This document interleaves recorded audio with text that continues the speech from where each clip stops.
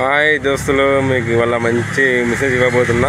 Canon printer G3010. మీకు ఏమన్నా సమస్య వస్తే ఇది G3010 ఏం లేదండి. ఫస్ట్ ఆఫ్ ఆల్ దీన్ని ఆన్ చేసుకోవాలి.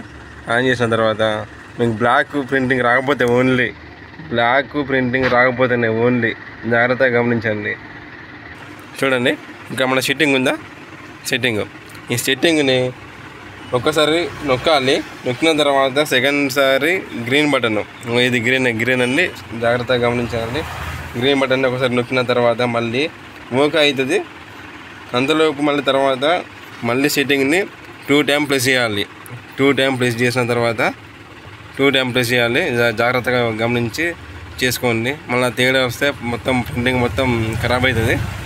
తర్వాత దీన్ని 2 సార్లు నొక్కిన తర్వాత మళ్ళీ ప్లస్ ఉంది ఇక్కడ, ఈ ప్లస్ని 2 టైమ్ నొక్కాలి.